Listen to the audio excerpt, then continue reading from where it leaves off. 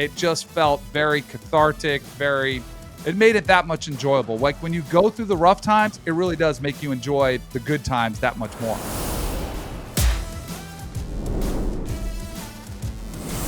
Hello and welcome in. It's Always College Football. I'm your host, Greg McElroy. Today's September 3rd. We are on Wednesday, right before week 2. We got games tomorrow night. We have things to look forward to this weekend, and we always appreciate you joining us. We have a great show for you today. Danny Kannel will join the show. I'm sure he'll gloat about what the Florida State Seminoles did last week to my alma mater, but we'll allow him the opportunity. They won fair and square, but I do want to ask Danny a little bit bigger picture questions about where we're at right now in college football. Where is the ACC relative to the SEC, the Big Ten relative to the Big 12, what have you. So we're going to kind of bounce around and do a lot of different things, and we'll get Danny Kannel's perspective. We also are going to give out some awards because we still had games to be played when our show was taped on Sunday and Monday. So we have awards that we will normally give out on Monday. We'll do that here today with our Dude of the Week and our Team of the Week from week 1. I know it feels like forever ago, but weird schedule this week. Just bear with us. We'll get into a routine here very, very soon. We also are going to go through some bold predictions. You guys have been doing a great job interacting with the show via our social media platform on Always CFB, on Instagram, and on Twitter/X. So continue to send in those bold predictions about the upcoming games this weekend. We've picked out a few from last week that were nails, absolutely nails. So we will make sure that we give you the props that you rightfully deserve for forecasting the weekend going the way it was supposed to go. We also encourage everybody. You guys have done an incredible job the last couple weeks of pushing back against the haters, man. We do a good job here. Whether you agree with us all the time is beside the point, but we work hard to make sure that this is the most informative college football show on the podcast platform. So if you could, just go to that podcast platform of your choosing, subscribe to Always College Football. You can leave us a rating. You can leave us a review. It's always very much appreciated. We also encourage you to check out our ESPN College Football YouTube channel. So if you're not into long form, 30, 40, 45 minutes, hour-long podcast, and you just want to watch the 6 minutes on your team, you can find those on the ESPN College Football YouTube page. Leave us comments on there as well. Those comments and prognostications that y'all make will get added to the show in the event in which you nail some of the things that are coming up the following week. So we're going to make this a little bit of a theme all season. Wednesdays, once the playoff rankings come out, for those that have followed the show in the past, we essentially eviscerate the playoff rankings. So we figured we'd take our preseason rankings and we would update them as if I were an AP poll voter. And I'm not one that's going to say, well, I had this team here, so they can only move up so much. Oh, I had this team here. They didn't look great, so they stayed the same. Oh, I had this team here. They lost, but there was a good team they lost to. I'll drop them just a few spots. No. We are going to rip up our preseason top 25 and make some serious adjustments. So let's kick it off there with our updated rankings based on week 1 performance.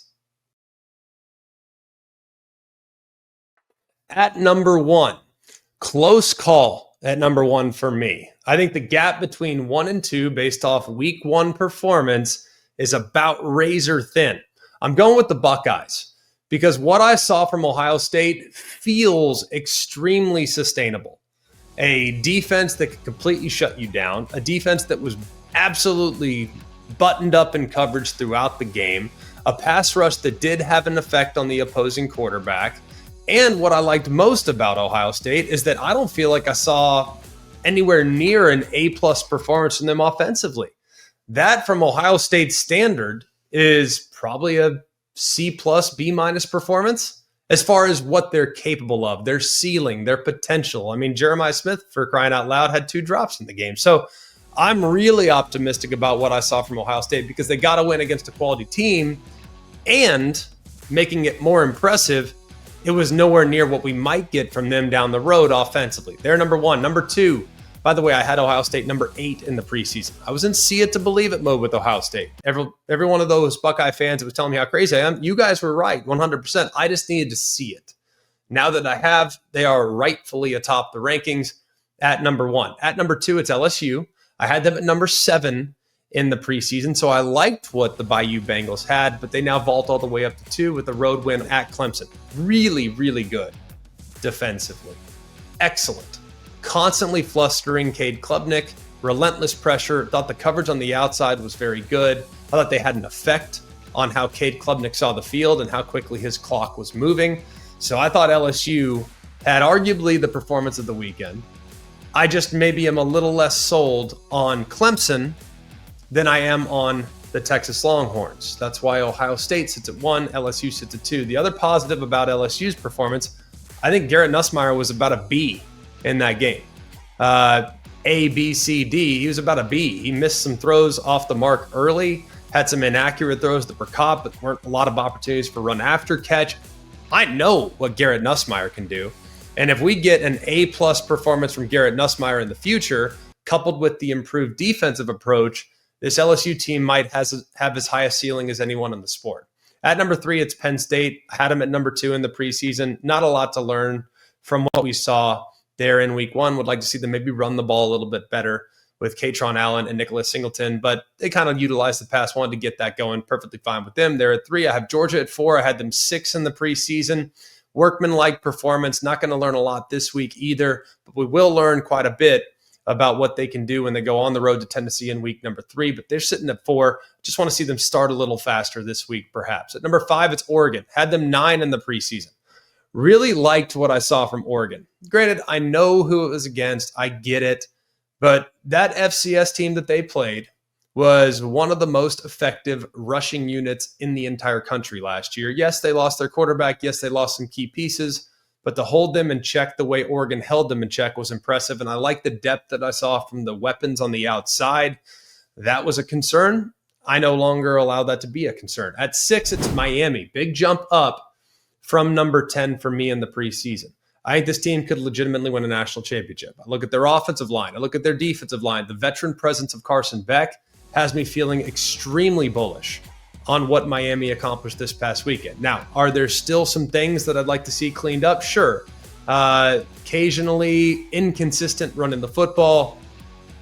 Did have one bust in coverage that almost got him with Eli Raritan getting into the second level and turning into a big play with the game on the line. So I do have some questions about Miami continuing to finish games. We've seen that be an issue in the past. Will it be an issue in the future? I hope not. They're at 6, but they're not at 5, 4, or 3 because there were a couple things there in the fourth quarter that were a bit troubling for me. At number 7, I have Texas. I had them 4 in the preseason. Do have some worries about Arch. Do have some worries about some of their protection issues.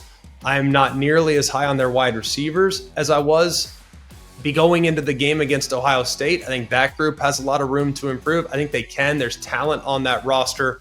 But I look at Texas's defense. That's a stout unit that's not going anywhere. That's for sure. At number 8, here's where it gets very interesting. And people will probably panic, freak out, fill in the blank, whatever the reaction may be. At number 8, I have the Florida State Seminoles. They were not ranked by me in the preseason. But tell me a team, seriously, tell me a team that played quality competition. Describe Alabama however you want. I think Alabama is considered quality competition. Tell me a team that looked more dominant at times than Florida State. The variety offensively, what we saw from Thomas Castellanos at quarterback, he was incredible in that game. The improved wide receiver core, the improved physicality along the offensive line. I thought defensively, Tony White, whatever they're pay him more, because that was a phenomenal game plan. He always seemed to call the perfect play at the perfect time to exploit what Alabama was trying to do offensively. I'm not sure there was a team that impressed me more in week 1 than what I saw from Florida State. So they move all the way from unranked into the top 10 for me. I have them at number 8. Is it overreaction? I don't care. I watched it. So I think they're appropriately listed right now. At number 9, the Utah Utes. They were 19 for me last week. This offense is going to be a huge issue. And say what you want about UCLA, they didn't have any answers for Devin Dampier. They had no answers for some of the creativity that we saw in the playbook, and the runaround nature, the off-schedule nature was a beast. The defense continues to be the Utah defense that we've always expected. But this offense now, what's been holding Utah back the last couple of years, it's the offense. They showed that they are ready to go this year. I have them at number 9, the highest ranked Big 12 team right now. At number 10, it's Notre Dame. I had them at 3 in the preseason. I've dropped them down to number 10 right now. I think they can absolutely get back. I love the way they finished the game against Miami. I just want to see Jeremiah Love utilized a little more. I also want to see Jaden Greathouse get involved. Not involved whatsoever in the game plan last week. Malachi Fields had some moments, but not nearly enough in my eyes. And I don't love some of the things I saw from them defensively. This is a lockdown cover group. I don't want to see as much zone coverage as I saw last week. I want to see more man. I want to see more defend. I want to see more up in the face of the wide receivers challenging those wide receivers. And they make those moves, they can absolutely begin their climb back up to the top of the sport. But I do think there's a few things to clean up defensively from what I saw last week. At number 11, I have South Carolina. They were unranked for me in the preseason because I wasn't sure what I was going to get defensively, and I had questions about the offensive line. I now think the defense is very solid. I'm intrigued by the growth I saw at the wide receiver spot. I love Lenora Sellers. I've always loved Lenora Sellers. That's not going away. I remain hesitant to put this team in the top 10 because of what I saw from their offensive line and pass protection. I am concerned about that group against top-tier competition. This offensive line, will they be able to keep Lenora Sellers' jersey clean and create a bit of a balanced attack? If they can't, that'd be problematic. But it was a good, solid win, very good, solid win, and a convincing win at times. But I want that offensive line to be more consistent moving forward because that could be the position group that hurts them this season. At number 12, it's the Clemson Tigers. I had them number 1 in the preseason. Here's my problem with Clemson. I didn't think they offered up much of anything in the run game. They got to take some pressure off the quarterback. I don't care how good and how relentless the pass rush is. I don't care how good the wide receivers are. I don't care how good Cade Klubnik is. They have to be able to hand the ball off to neutralize the aggressiveness of the opposing defense. I didn't think they do a very good job of that in week number 1. I also became immediately concerned about what we saw occasionally from the offensive line. I also did not like the way Cade Klubnik played in this game. I thought he made some mistakes. I thought he pressed. I thought he allowed the pass rush to get to him. He allowed the blitz packages to get to him. That can't happen. Not when you're in year 3 as a starting quarterback. He's too good. He's too talented. He's played too much football to allow the pass rush and hits to have that kind of an effect on his decision-making and on his accuracy. So 12 is where I have Clemson. Big fall down from where they were in the preseason. At number 13, I have Tennessee. I had them at 21 in the preseason. I've moved them all the way up. And I know people will say, well, Syracuse is not high-level competition. It was how they looked. I have no longer significant questions about Joey Aguilar and how comfortable he's going to be in the offense. I thought he made a lot of great throws in this game against Syracuse. Some down the field, low percentage, requiring big-time accuracy, hitting guys in stride. I felt like he was actually better on the downfield in one game that I've seen from Tennessee in the last 2 years.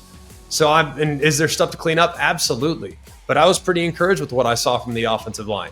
I knew the defense would be good, and they constantly harassed Steve Angeli. But I'm really excited about what I saw from Tennessee's offense. I think that's a replicable recipe and something they can continue to build on moving forward. At number 14, I have Oklahoma. I had them at 15 in the preseason. I kind of got what I expected. Can't take a lot from it, but guess what? We'll find out all we need to know about Oklahoma this week when they take on my number 15 team, the Michigan Wolverines. I had them 14 in the preseason. I loved what I saw from Bryce Underwood to start the season. I thought he threw the ball with great decisiveness. I thought he made a couple great plays. There was a play or two where he threw it before the receiver was out of his break. That to me shows a lot of command and trust. I thought there was also a couple moments in which he displayed next level poise and accuracy. For example, things are breaking down. He sees the tight end shooting out on a wheel. He just kind of floats it over the top and allows the guy to run under it. Man, that's next level stuff. Defensively, I know they're good. I love their edges. I love a lot of what I saw from Michigan on the defensive side. I love a lot of what I saw from what might be a slightly more well-rounded receiving core. But it was really all about Bryce Underwood. I have them at 15 because it's hard to take a ton from it. I can't move them in front of teams that I think played at a slightly higher level. But Michigan, I think, is deserving of that 15 ranking, and they'll get all they want this weekend in that matchup against the Sooners. At 16, it's Iowa State. I had them unranked in the preseason. I'm now moving them all the way up. They've looked really good in 2 contests. It was gritty, it was savvy, it was veteran-led leadership that propelled them to victory against Kansas State a couple weeks ago. Time-consuming drives, big play on 4th down, they secure the win. But it was last week in an outrageously efficient performance from Rocco Beck that has now moved them into the top 16. I really like where this offense is headed. I think they've done an adequate job of replacing some talent at wide receiver. It's a balanced offensive attack. Will be interesting to see how they fare this week against Iowa, though. I have them at 16 based on what they've done these first couple weeks. At 17, it's USC. Went back and kind of evaluating things a little more, dropped them down from my preseason ranking of 11. Still think they're a playoff contender, but right now there's still a few things I'd like to see from them before I move them in front of teams that I know just a little bit more about. At number 18, it's Arizona State. Part of the reason why I've dropped them down from number 12 is I saw a pretty remarkable run of penalties last week, undisciplined moments last week, wiping out big plays last week. I mean, that can't happen. And that was at home. Now, this week, they'll go to Davis Wade to take on Mississippi State. I think there's things to iron out for sure. I also would like to see an emergence from someone beyond Jordan Tyson at wide receiver. So they dropped from 12 to 18, not because they look bad in the process, but I do think there's quite a bit to clean up from the Sun Devils. At number 19, it's Illinois. Now, if you look at the AP poll, this is pretty far down. If you look at where I had Illinois in the preseason, it's actually up. I thought it was a good first week from them. They were at 22 in my preseason. I've now moved them up 3 spots. So I think Illinois appropriately ranked in the top 20 with a nice test coming up this weekend on the road at Duke. At number 20, it's Florida. I have them at number 16 in the preseason. Looked at the offensive line, thought there were some okay moments, but some of the protection stuff I want to see cleaned up. Dropped them down just a hair. We'll find out a little more about Florida this week when they play against a USF team that gave Boise all they wanted and more last week and dominating the Broncos there in the season opener. Now Florida gets them coming off an additional 2 days rest where Florida's going to have to play up to a different level than what they did last week. At 21, it's Auburn. I had Auburn at 20 last week. The only thing that concerned me about Auburn's performance was the amount of yards they gave up through the air. That's the only concern. Now, they were resilient. Great job flipping momentum with special teams score. Great job with the quarterback run game. Great job with the established run game as the game went along. However, what they gave up through the air is something that did have me feeling a little bit uneasy. At 22, I have the Ole Miss Rebels. A lot to like about what we saw from them this past weekend, but not a lot to take away from it. I thought there were a couple issues along the offensive line that has me concerned. Maybe not this week. We'll see what happens against Kentucky. But at some point, Ole Miss's offensive line is going to have to take a step. They were a bit of a liability at times last year, and it looked like in week 1, they might be a bit of a liability at times again this year. However, I liked what I saw from the defense, and I really like the weaponry that Austin Simmons has at his disposal. Austin Simmons, on the other hand, he had just one bad throw. Thought he made one really big mistake in the game. He had 2 interceptions, but only one I qualified as his fault. He made some really nice throws in there as well. So if you can just eliminate the negative play, he'll be just fine. I have them at 22. At 23, it's A&M, falling all the way down from 13. They were not good against the run last week. That's why they dropped as far as they did. If they're getting gashed up front, that's a problem, a huge problem. And I also didn't see the growth that I might hope to see there in the preseason on the offensive side as well. At 24, I have TCU. They were unranked coming into the season. They now slide into the top 25 with the complete demolition of the UNC Tar Heels. And then at 25, I have the Texas Tech Red Raiders. They were 24 in the preseason, but they get bumped down in favor of TCU. Teams that dropped out of my top 25. First one is Alabama. Based on 1 week's performance. Now, can Alabama still absolutely get back up? For sure. But on talent profile standpoint, is Alabama a top 25 team? 100%. But I got to see it to believe it. Same reason why I had Ohio State at 8 going into the same season. Same reason why I had some other teams ranked lower than others, because I got to see it to believe it. And with Alabama, what I saw in week 1, to me, did not warrant being in the top 25. Want to see them be more physical at the point of attack offensively. Want to see them hold up better. When a linebacker's one-on-one with the running back, I don't want to see the running back win that battle. I want to see their linebackers play violent football. I want to see finish, maximum effort at wide receiver, in the back end defensively. I think Alabama, actually, coming out of week one, what I was most impressed with was how Ty Simpson played. I thought he played really well. However, other pieces on the roster not playing up to the level of their capability, which is why they drop out of the top 25 for now. Jeremy Bernard's a star. Parker Brailsford, the center's a star. Good moments and some good performances buried in that disappointing result. But now we need more. That's what I need to see from Alabama as they move forward with a good bounce back opportunity this weekend against Louisiana Monroe. They go and do all the things they did this past, all the things they didn't do this past week, and they do it in this game against the G5 opponent. Could they get back in the top 25? Perhaps. Absolutely they could, but it's going to be about effort. It's going to be about execution more so than it was a week ago. I also dropped out Indiana, not really for any reason. I just felt like I needed to make room for some teams that had slightly better performances. I dropped Baylor out after giving up 300-plus yards on the ground, but a big opportunity for Baylor to take on SMU this weekend. Another team that's a fringe top 25 team for me, but according to the AP poll, they're well positioned. They're in the middle of the top 15. You also take out Boise State. Boise State was not in my preseason top 25. They couldn't be closer. They couldn't be further from it right now based on what we saw week one.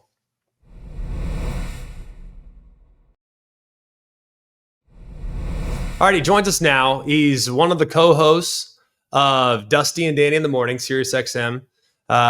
Channel 84, does a great job there. I always enjoy listening to him and Bud and Fornelli and Chip on Cover 3 podcasts. It's in my rotation. I think they do a great job.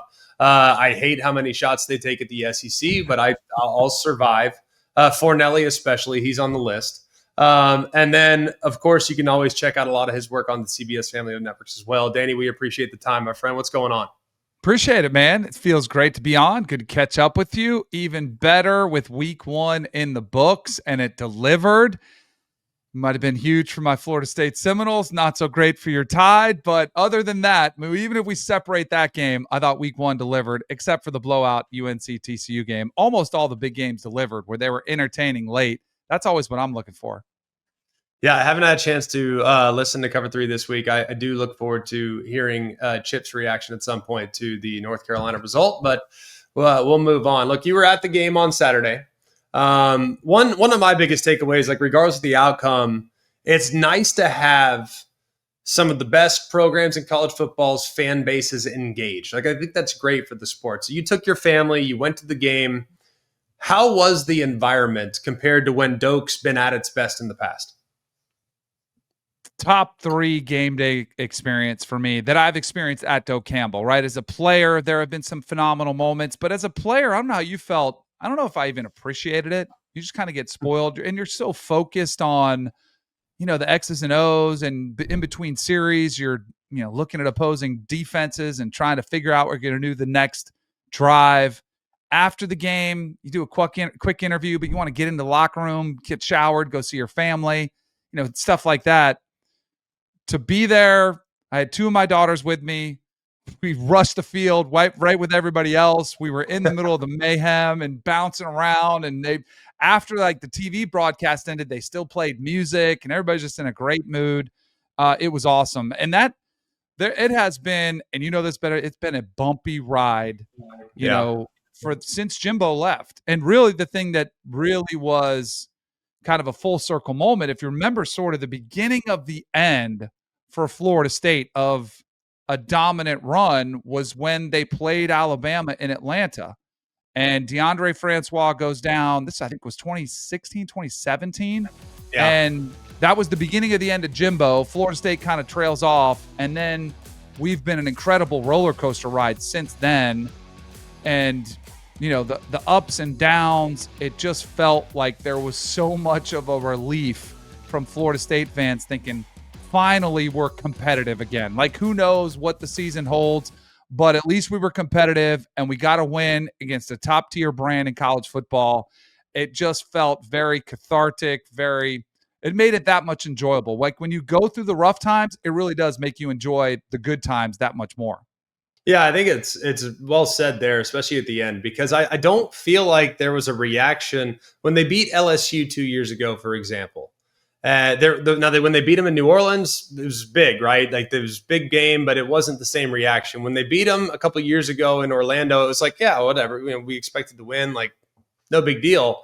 But this was like a huge breakthrough in the eyes of many for Florida State. Like, why was that, you think? Um, I mean, there has been, I mean, after a 2-10 season, Yeah. there is some soul searching going on. The word I described Florida State fans was shell shocked. Yeah. You always think you could have a bad season, but 2 wins, Greg, we lost to teams that we had never lost to as a program before. Duke for the first time in program history. That was on the road. At home, losing to Memphis, a group of 5 team, losing to Boston College in your backyard, seeing a program that has prided itself on being competitive, see players throw in the towel and quit on the program. Those were things that were shocking to see. So I think that was one of the reasons. And then there was a lot of hope and optimism based on an offseason, which saw a ton of changes. You're familiar with it, but the roster itself, both offensive and defensive coordinators, a lot of new moving parts on the field as well. So there was a lot of angst and excitement, but it was sort of a nervous optimism that was out there. And so to feel some vindication, I think that kind of led to that outpouring of, emotion that you saw from Florida State's fans. Yeah, what we saw from Gus Malzahn as the offensive coordinator and the level of physicality they played with, the way they tried to just take the fight to Alabama, married up with the playmaking that we saw from Thomas Castellanos. I mean, that marriage was remarkable. How much were you expecting from those two together? And then now, what are your expectations going forward? So what you got was what Mike Norvell hoped for. Like when you paired those two together, we've heard this before though about Gus Malzahn. Like it hasn't been only Cam Newton. There have been other quarterbacks you felt like were the perfect quarterback for what Gus Malzahn wanted to do. And it hasn't always worked out that great. And so I think there was, again, a nervous optimism. What are we going to get? Even the Florida State fan base, I would say, was split on the Gus Malzahn hire. There were some fans who were like, really? That's who we're going to bring in here? Does he still have his fastball? Has he lost it? Thomas Castellanos, a split fan base. Man, did you see what he did to Boston College? He quit on his teammates. Like, yeah, he played good against us, but he got benched at Boston College. So there was even from Florida State fans, it wasn't all rosy. Not everybody knew what they were going to get, but I thought you got exactly for the optimistic people, and I would hope that Mike Norvell was one of them because he knew what he was doing. You got exactly what you hoped for. And I actually asked Tommy after the game, I said, how are you able to look that comfortable in that system so fast against that opponent? And he reminded me, and I had known it, but it was a while ago. He's like, oh, I was with Gus my freshman year. I was like, well, you didn't play that much, like you didn't. Right. And he's like, but the familiarity with the system, the ball handling, the ball fakes, he said the terminology's changed over a little bit, but the concepts are very similar. So I thought that was huge for them. And then your question as far as what does it mean for Florida State this season? I was not expecting a lot from them this year. I thought 7 or 8 wins. And I think now you have to consider them a contender in the ACC. And I think at minimum, and if it works, you're kind of thinking, why can't they beat Clemson? Why can't they beat Miami? They play Clemson on the road. They play Miami in just a month, and those games are massive. And I'm not saying they're going to beat both of them, but before, when not many people were giving them a chance, just like they weren't against Alabama, I think you've got to look at them and say, oh, they've got a chance. They've got a realistic chance to take down anybody on their schedule. So I think it totally changes the complexion. And most importantly, I think it changes the way the Florida State team views themselves. That's the most important thing. You know how much confidence and belief matters within a locker room, because I guarantee you those coaches have been telling them all offseason, we're better. We're going to put last season behind us. We can beat Alabama. We can beat Miami. We can beat every team on our schedule. But there's always that doubt that creeps in the back of your mind, and you're not quite sure you can do it until you do. And then you start to stack and build on that confidence, which I think is so critical for this team, which had lost all of it after last season. Yeah, I think it's well said. And look, with the exception of Clemson, and honestly, I think Clemson had a couple of issues exposed in this performance. I don't know how you can kind of push back on that. We'll talk about them here in just a second. But overall, I feel like it was a really good week for the ACC. Now, were they buoyed a bit by Miami's win over Notre Dame? Sure. Florida State's win over Alabama? Absolutely. Georgia Tech's win over Colorado? Sure. It wasn't pretty to lose turnovers on your first 3 possessions and still find a way to win the game on the road. Pretty dang good. So overall, has your evaluation of the ACC changed based on week 1 outcomes? No, I thought they had a massive opportunity, and it kind of started on the Friday night with Georgia Tech getting a win against Colorado. Georgia Tech was the favorite, but I thought that was a big game that you had to have, and they did. So there were like 6 marquee matchups that were on sort of big stages with bigger brands. And going in, they were only favored in 2 of them. And so I was like, if you can go 3-3 in those games, that would be a good weekend. And they went 3-3, but you didn't get the teams that you really thought you were. Like I thought Clemson would have won against LSU. So like you lost that one. So I thought it was a good weekend for the ACC, but I don't think it was a dramatically like changing the way you look at the conference type of weekend. I think it was great that Miami put a stamp on it. They showed they can be a playoff contender. I'm more worried about Clemson now. And I know we can dive into that, but I think it's good that Florida State was good. And I thought it was a massive flop that North Carolina put out that performance because of brands, how important it is for people to get eyeballs to watch your programs. People were watching UNC last night, wondering what was going to happen with Bill Belichick. Can this team be competitive? And you could have carried that on throughout the season, much like Colorado did with Prime. If you win, if you lose close, to get dusted like that, I thought that was really rough. Because when you talk about good programs, you need your good programs to be good. With a name like Belichick, I would throw in Carolina this season. The ACC needed that to work. And I know it's early, but it doesn't look like it's going to work this season. And if it doesn't, I thought that was a missed opportunity for the ACC. Yeah, it makes sense. And then he would have definitely moved the needle, but they got a long way to go. Clemson, though, was a team that we all thought would be there at the end. They'd be in the mix. What I've said a couple times already this week is that I saw Clemson lose by 30 in week 1 last year and get better throughout the season, make the playoff, win the ACC, and give Texas all they want. They're in the first round of the playoffs. Is this Clemson team, is LSU that good, or was this more about Clemson's inability to move the ball on the ground and create opportunities through the air? That was the biggest concern for me after that one. Going into the game, I was actually curious, because you hear about, the defensive linemen that are, Peter Woods, TJ Parker, they're supposed to be first-round picks. And their defense with Tom Allen is supposed to be this great defense. But in the back of my mind, I'm like, they still were second to last in rushing in the ACC last year. Like, they still did not perform very well. But the defense actually did. And then there was one issue that I was wondering about because they've been a program that has relied on sort of featured backs. Phil Maffa, Will Shipley, ETN before that. I mean, they've always had kind of a guy to go to. And they turned to somebody who they converted from wide receiver in Adam Randall. In the back of my mind, I don't know about the receivers you ever played with, but they like to run in space a little bit more than like cramming it up off tackle or running something inside. And not to say that can't work out, but that was concerning for me. The 2 things that were concerning for me is I felt there were a couple of quarterbacks coming into the season. Garrett Nussmeier would have been one of them. Drew Aller's another one. But Cade Klubnik, I would have said on that stage, he would have played and been a star on the field. And he looked kind of like the version that we saw against Georgia, where it wasn't as bad statistically and he didn't have the horrible mistake, but he just didn't look confident. And as your leader of your team, somebody who's been predicted to be first team All ACC, I thought that was concerning. But he can play his way out of it. Like, I'm not that worried about him. The schedule's very manageable. But I do wonder.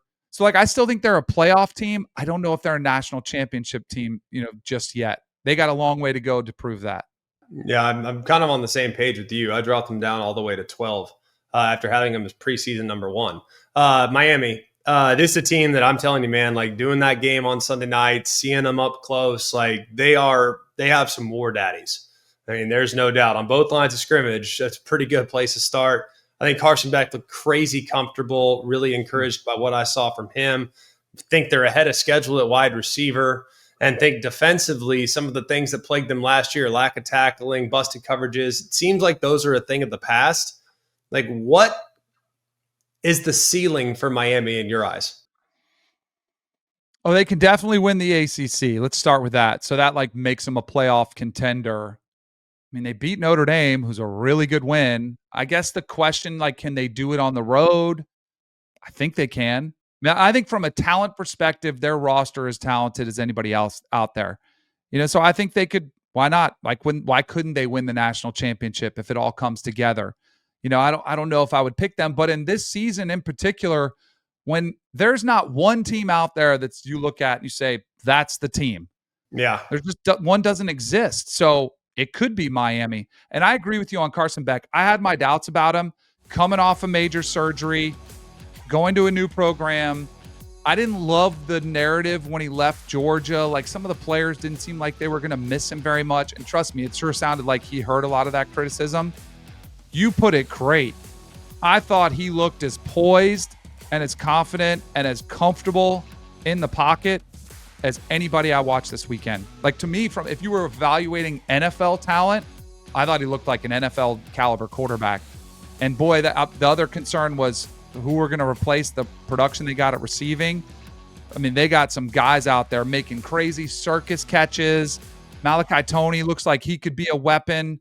So the one thing, what'll hold him back, and it almost bit him, is Mario Cristobal's late game management. Got a little bit too conservative late, almost burned him, settling for a 47-yard field goal, kind of going in with that mindset. Hopefully he learns from that. I think they'll get more aggressive, but I thought that could be something that, causes them to slip up, but they looked incredible on the night. Yeah, my biggest thing about Miami is, like, do they play to the level of the competition? You know what I mean? Like, we've seen them do that before. Like, against the best teams, they'll be ready to roll. But against teams that are kind of mid, will they play mid-level ball? That's my biggest issue. And, like, to win a championship, you got to be mature. And that, I think, is something that we still will find out about. We might find out, maybe not this weekend against Bethune-Cookman. But, right. I think that's where Carson Beck comes in from a leadership perspective. And the defensive guys, Ruben Bain, Akeem Mesidor, that's where some of those guys that have been there, they need to step up and make sure that doesn't happen. And all you have to do if you're Mario is remind them about losing to Georgia Tech and Syracuse last year. They win either way, they go 1-1. If they split those games, they're in the playoff. So that's all you have to do is remind them of that history, because I agree with you. Yeah, looking at some other notable quarterback performance, I got to ask you about Arch Manning. I think I've watched that game 3 times, and I think it's pretty correctable.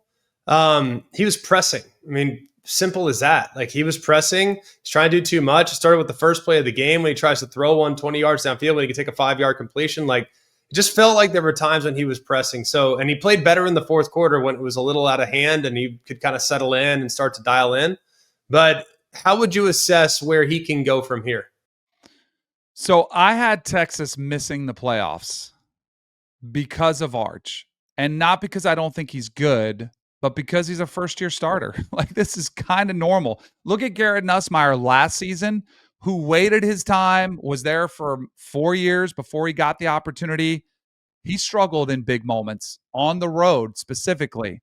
So I had him kind of expecting that type of performance. And I know there's panic and people are like, oh, he's overrated. No, I think what happened was kind of normal. And I agree with you. I thought he looked a little bit jittery. And I'll be curious to see if Sark takes a note from what happened late in that game. I would have liked to see him go up tempo and move it, like go a little bit. And you don't have to go up tempo the whole game, no huddle. But when he was operating quickly and they weren't huddling and they were trying to come from behind, I thought he kind of forgot about everything and just played football. And he didn't press like you were talking about, just started to go through the system. But the reason I was concerned about him is they have 2 more massive road games. They have to go to Gainesville, which all of a sudden looks like that could be much more competitive. They have to go to Athens, and that doesn't include the Red River rivalry. They've Yeah. got Oklahoma. So to me, it was about their schedule being a lot harder this year, and that Arch is kind of going to be a work in progress, where there haven't been many quarterbacks in college football history where you step in as the starter and it just works. Like, and it's perfect. I thought it would be a little bit bumpy. I think there'll be some highs and there'll be lows. And I think over the next few weeks, that's going to be Sark's biggest assignment, is getting Arch's confidence back, getting his comfortability in that system confident, getting him to use his legs a little bit more. And as you said, just play within the system. Don't press. It'll come to you. The big plays will come to you. And if they do that, they'll be fine. Uh, Looking ahead to this weekend, I think it's kind of funny because everyone's like, "Oh, what a bad slate!" Like, I think it's super interesting. Now, it's not sexy. Illinois Duke is not sexy. Iowa State, farthest thing from sexy, but I love it. We do, however, have Michigan at Oklahoma, the one matchup this weekend that will move the needle nationally. How do you kind of size this one up right now between these two teams? Oklahoma's got to find a run game and find it quickly, because they could not run the ball against Illinois State. The good news is John Mateer looked as good as advertised, almost throwing for 400 yards, 3 touchdowns. I'm mildly bullish on Bryce Underwood. And again, how can you not like him? He looked good, but similar to what we just talking about Arch Manning, now he's got to go on the road into an environment where he's going to face Brent Venables, who's taken over the defensive play calling. He has a great defensive mind, and they have a defense with guys like R. Mason Thomas and Marvin Jones Jr., who are going to make his life a lot more complicated.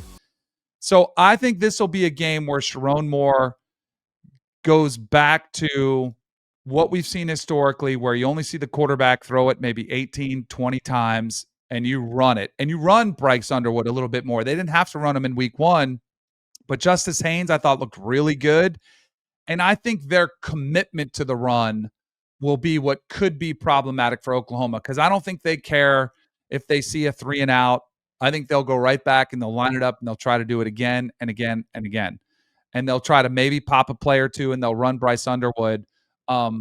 But I do think Michigan, that physical test is going to be the biggest thing that Oklahoma needs to be ready for. And I think they will. I'm not saying Oklahoma. I mean, they're a 5.5 point favorite now for a reason. But I would like to see, them give John Mateer some support in the run game for them to, because if any team, you make them one-dimensional, that just becomes problematic. So I would expect them to be a little bit better, but it's not going to be easy going against that Michigan defense. What we always like to do on Wednesday is kind of have next week's conversations today. So I'll just ask you both sides of this one and we'll get you out of here. What's the reaction if Oklahoma comes up short for Brent Venables to a true freshman starting quarterback making his first road start?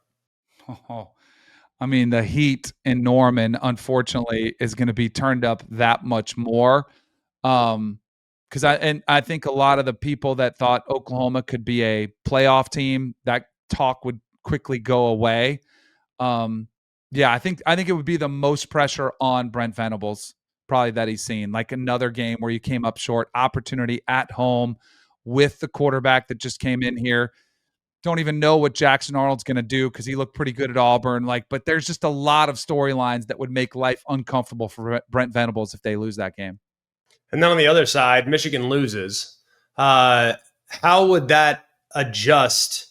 Kind of, you're thinking not just about Michigan this season, but maybe the Big Ten as a whole. So I think that one, I do feel like there's a lot at stake because of that. You already had Ohio State get the win over Texas. If Michigan beats Oklahoma, my goodness, the Dave Portnoys of the world are going to come out in full force and say the Big Ten owns the SEC.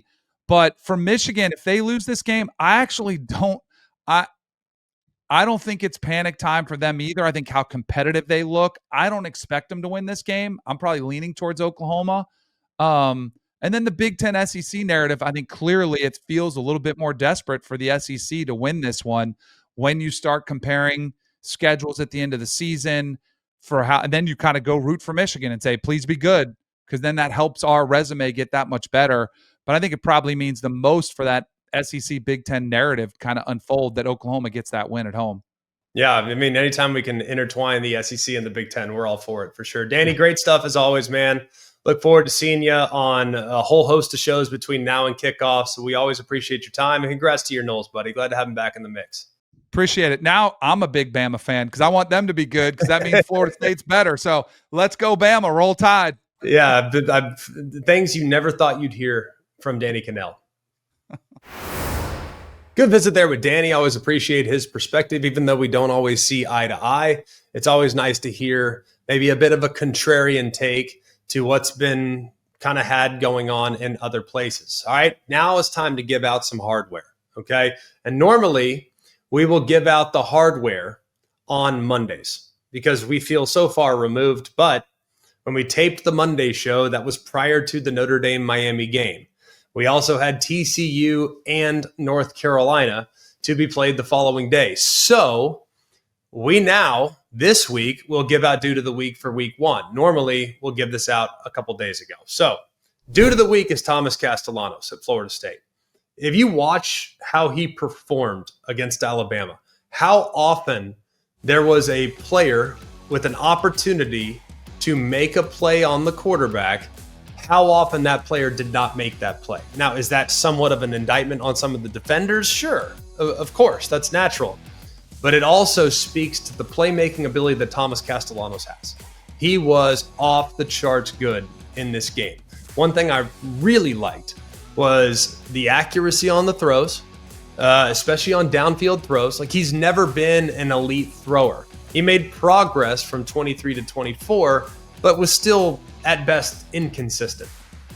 I didn't see a lot of inconsistencies in this game against Alabama. He hit guys. When guys won, he hit them. When there were big plays to be made, he made them. And he single-handedly, in some cases, shouldered the load and the expectations based on his preseason chatter, in which he said and did exactly what he said he was going to do. Very, very impressive. Thomas Castellanos is our week one Dude of the Week. The team of the week, the Florida State Seminoles. I said it a little earlier in the show. There is not a team that changed my opinion more in week one than Florida State. With how they attacked Alabama, they were the team delivering the punches. They looked so much more physical last week than they did at any point of the 2024 campaign. Way more physical. You can tell the offseason and Gus Malzahn, the addition of him, Tony White, the addition of him on the offensive and defensive sides at the coordinator spots. You could tell the message that was being pushed by those two coordinators and by Mike Norvell, the head coach, that this is what people think of you. Why don't you go show them? And man, did they answer the challenge. I thought they were tremendous running the football. They were tremendous throwing it downfield and creating big plays. They were good on third down for the most part throughout the game. They were good on fourth down defensively. They got off the field on a few different occasions. They held up really well against the run outside the first drive. There was not a thing that you can take from that performance and say, yep, that wasn't very good. Everything was solid to elite. Solid to elite. Not one particular area in which you're like, yeah, that was rough. I thought Florida State played fantastic last week, and they are deserving of our Week 1 Team of the Week award. Now, we've asked you guys to really contribute with some bold predictions of your own. And we're going to go through and we are going to give some credit to those that are able to forecast the future. I think that's kind of amazing because we always want to interact with you guys, man. We love it. When you guys send us your tweets at alwayscfb, if you just follow us or if you can submit a comment in the comment section on YouTube, we're surveying and we will give credit where credit is due. I can promise you that. And we will get it started with Hunter DW2813, whatever it is. This is from our YouTube page. Arch Manning will have more rushing yards than Jeremiah Smith has receiving yards. This happened in last year's Cotton Bowl, and it will happen again. Jeremiah Smith, 6 catches, 43 yards. Arch Manning, 10 rushes, 38 yards. Very close. Very, very close. And if you factor in sack yards and things like that, might have had it. But you also have to factor in a couple drops from Jeremiah Smith. Bold prediction, give it a lot of love, but not quite up to speed. Close enough, though. Very, very close. Let's go next to Peyton. This is also from the YouTube page. I'm sick of hearing how good Arch is, even though he's never really started a single game against a decent team. Texas gets exposed tomorrow. Ohio State wins 31-17. excellent job in the first point, okay? Because Arch did not play very well in his debut as a starting quarterback against quality competition. I know he started a couple games last year, but the first time he's played against someone legit. However, a little bit of a missed mark as far as points scored in the process. I think the total for this game was around 47. The final was 14-7. So close, but also very, very good. Peyton, we appreciate you submitting a bold prediction. Let's go next to Jimmy. This is Jimmy Woods. This is from X. Sent this a while ago, back on August 28th. Ohio State covers against Texas. Clemson blows out LSU. Colorado upsets Georgia Tech. And Florida State doesn't win, but covers against Alabama. 1 for 3 ain't bad, but 2 for 4 against the spread, not bad either. Ohio State did cover the spread by winning 14-7. Clemson lost, of course, to LSU 17-10. Colorado covered, and Colorado did not cover, nor did they win against Georgia Tech. And then Florida State won outright. So very close, but not so close when you look at it all together. And then this one is expert level prediction. This is big time. And guess what? The name is appropriate. At USFL Expert on August 28th. This is on X. Florida State beats Alabama by 2 touchdowns. Well done, USFL Expert. You might have been the only person that didn't play and or coach for Florida State that made this prediction. And maybe you do coach or play. I have no idea. I probably shouldn't probably shouldn't assume you don't play or coach. Maybe you do. Maybe you're Nostradamus. I don't know what it is, but you called it, my friend. Well done. Bold prediction there for USFL Expert. Very, very, very solid. And then finally, Camo Hartman. This is 5087. This is from YouTube page a couple days ago. LSU's D-line was better statistically than Clemson's last year, but everyone keeps trying to say that Clemson is somehow way better at that position. Boy, did you nail this one. Because we're sitting there talking about the possible first-round picks, TJ Parker, Peter Woods. Meanwhile, it was LSU who was the aggressor throughout that game. And I think their defense and their front seven, they were the reason why they won that game and why they continued to harass Cade Klubnik from start to finish there in that game in Clemson on Saturday night. So very well done, Camo. Well played, very bold, very accurate. That'll do it for us here at Always College Football. We always appreciate those of you. We've told you a million times, those of you that are liking the show, go ahead and subscribe to the podcast. If you can just go and while you're there, leave us a rating on the podcast platform of your choosing. It's always greatly appreciated. And we look forward to continuing to interact with you guys on those platforms like X, like Twitter, like Instagram, and on our ESPN College Football YouTube page. So for all of us here at ACF, for Mark, Jake, Jack, the other Jack, intern Sam, I'm Greg. We hope you have an amazing day. And remember, it's always college football. Hey guys, it's Greg McElroy. Thanks for watching Always College Football. Make sure you like, rate, and subscribe to ESPN's YouTube channel and wherever you listen to your podcasts.